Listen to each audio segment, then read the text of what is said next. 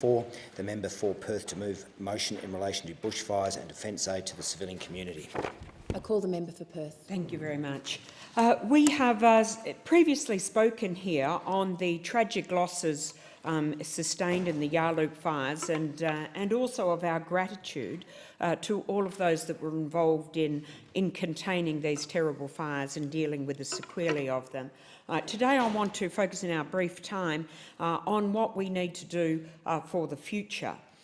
The Climate Council's 2015 report on climate change, extreme heat and bushfires in WA found that the concept of a normal bushfire season is rapidly changing as bushfires in WA increase in number, burn for longer and affect larger areas of land. And they found that by 2030, the number of professional firefighters that will be needed in WA will more than double to cater for this increasing risk and intensity. Now, we have to question how WA is going to cope if there was a Yarloop and an Esperance and a Margaret River fire all burning at the same time. We need to ensure that we are fully utilising all available resources to fight these fires. In particular, I want to ask whether or not we are utilising the skills and the physical assets of the Defence Reserve that are based in Western Australia. This has been a question that has been raised with me on frequent occasions by reservists, by career service personnel and by fire victims. There is a much deeper engagement needed in Western Australia on these important defence capabilities. And I know that the Australian Defence Force has established protocols under the COMDIS plan as to how defence aid to civilian communities can be utilised in emergency situations at the request of the state and territory governments. Other states do not appear to have any reluctance to ask for such assistance. Queensland requested assistance on 5 occasions between 2011 and 13 for these Category 3 tasks, which is where there is no direct threat to human life. The ADF has been heavily involved in the recovery work following the Victorian Black Saturday bushfires in 2009, and indeed more than 600 personnel were deployed in the Operation Vic Fire Assist, including reservists from WA who remember this service with great pride. One of the defining images of the Yarloop fires was of firefighters passed out on the ground from sheer exhaustion.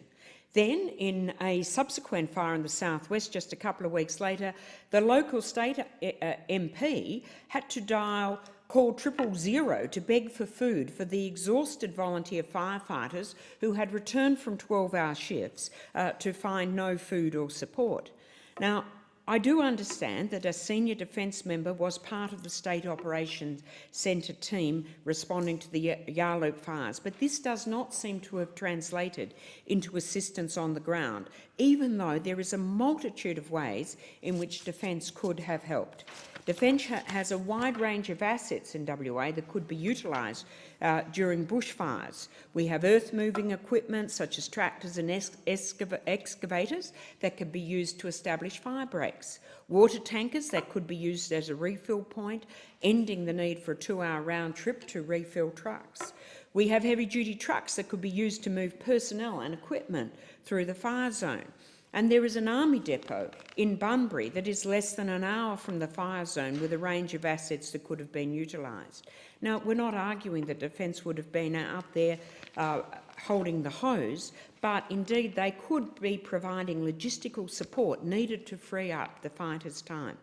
Reservists could be made available on 4 hours' notice. They've had years of training in this work, and they could have been deployed to assist, as they've been deployed to assist over east. Defence could also be used to help mop up, getting roads cleared and getting critical infrastructure back on track. So we do know that there is that we've seen the Carnet prison farm inmates being given an opportunity to help out in these logistics. We say let our army reservists do the same. And I ask that our Justice Minister engage the West Australian Government to ensure that it is well aware of these capabilities of the Australian Defence Force to assist in these events, to ensure that next time when we see a fire of this scale, that we have utilised all available capacity. And tragically, we know that there will very much The be a member's next time time. has expired. I thank